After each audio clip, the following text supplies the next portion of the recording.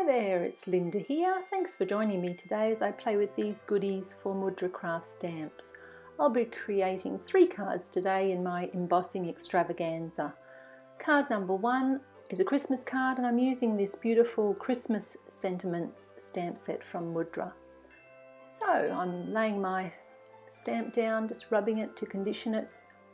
This is the first time I've ever inked it up, and inking it up with Versamark ink, because I will be gold heat embossing it, as you would have seen in the card example at the beginning.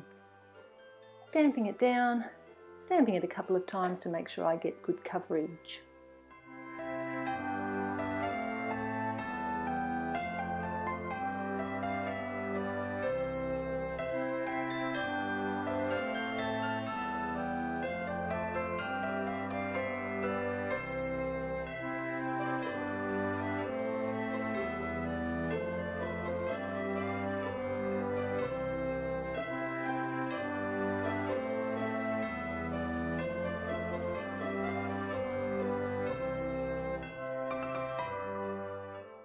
Now I'm using a die just to cut this rectangular piece that will lie on my card front, and adhering it with my tape runner right down into the centre of my card front. Now I'm die cutting my beautiful Christmas sentiment piece, and once it's cut I decide to add a little bit of colour with the R27 Copic marker. So just quickly adding that all around the edge of the beautiful gold embossed oval there, and that just gives it a nice little pop of colour to add a little bit of extra interest to the card. Now I've backed that oval piece with craft foam, which you can see there, and I'm adhering it straight down in the centre of my card. It's a very simple and a very quick card, a smattering of the gorgeous Mudra gold sequins, and card number 1 is finished. On to card number 2, where I have used this small Mudra Pattern It number 2 stamp, and it's got this gorgeous little filigree. Not exactly sure what sort of pattern it is, but it certainly is sweet. So I've decided I'm going to white heat emboss that for an emboss resist effect today. So I've got my card front piece there, and I've worked out where I'm going to stamp the little Pattern It number 2 stamp each time, and I move it across the card front bit by bit. You can see a bit of a dark colour there, that's just from my Versamark pad, but once I put the white embossing powder on the top, it certainly doesn't show up. So it's all heat embossed now, and white on white. It's a bit hard for you to see until I add the glorious Distress Oxide in peacock feathers, and then of course it really does show you where I've just been stamping.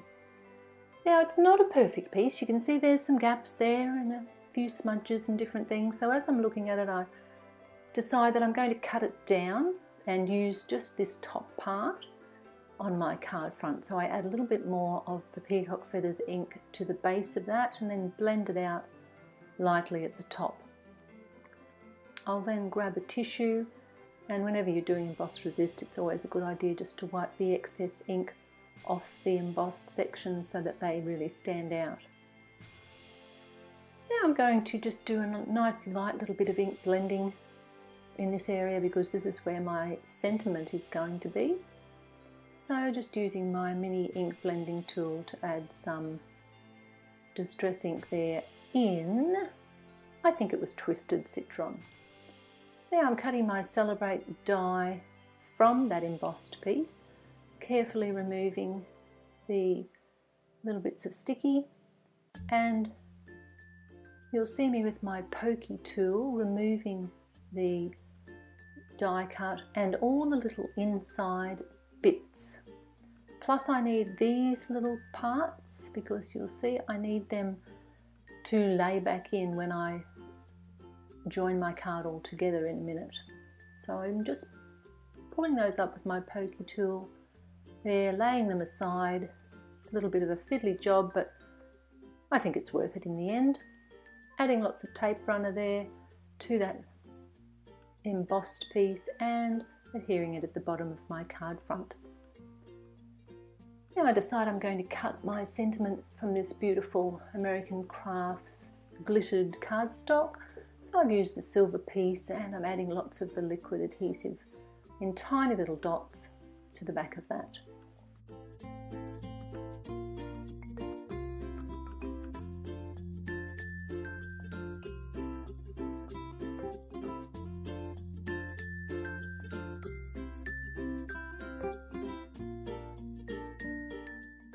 And it's time now to adhere back in place all those little die cut pieces that you saw me carefully removing before. So working out where each one goes and then using a small amount of liquid adhesive to adhere them back in place so that that emboss resist pattern is all complete there underneath the inlaid die cut word.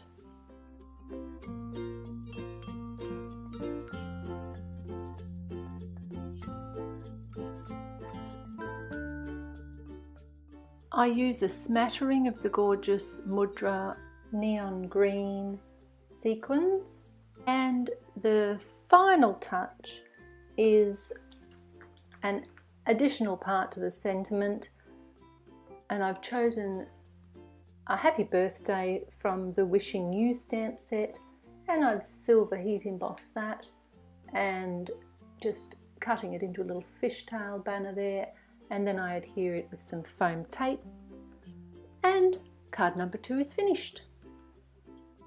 Here we go on to card number 3, and for this card I'm using the gorgeous Carnation stamp set from Mudra and colouring with my Zig markers.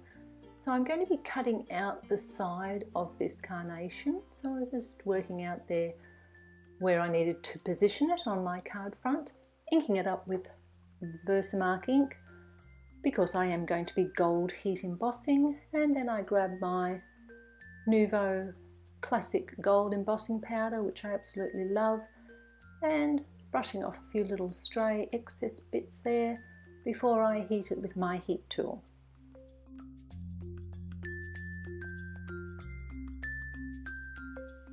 So I'm colouring my carnation with the purple Zig marker, as I showed you there. First of all, wetting the petals with just nice clean clear water. This is a fine aqua brush, and then the other one I have is a medium point.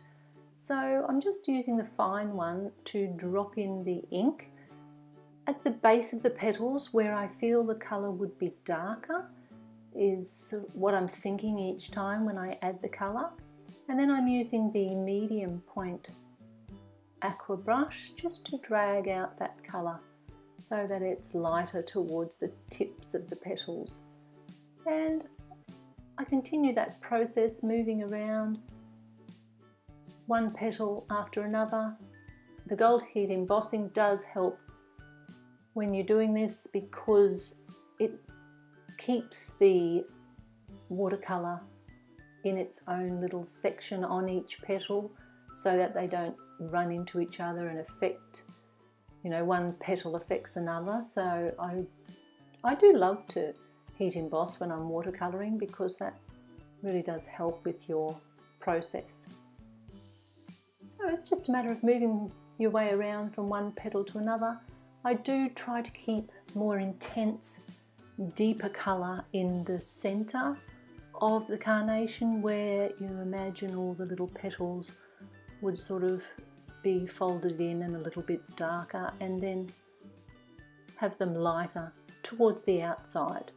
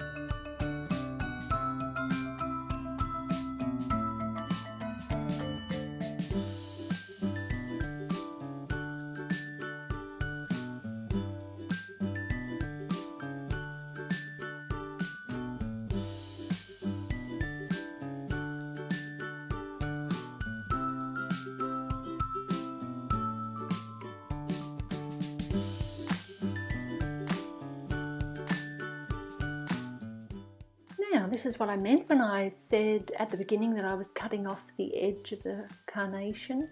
I'm not exactly cutting the carnation itself, but I'm just cutting around its shape there on the side of my card front piece. Close to an inch is probably what I'm cutting away, and then just fussy cutting around the leaf and up around the flower head, leaving a little small white border, and then that piece will lie on my card front with a nice piece of chevron black and white striped paper underneath.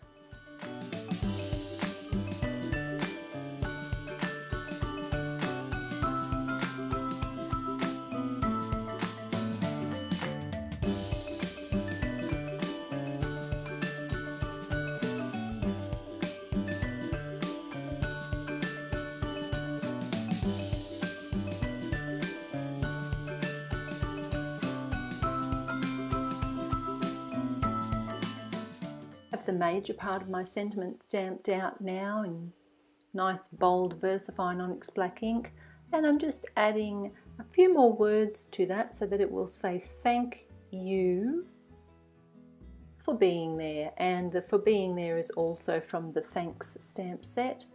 And I'm going to back this piece with a black craft foam for extra dimension and adhere that all to my card front. And it's simply a matter of adding some gorgeous gold Mudra sequins, and my third card is complete.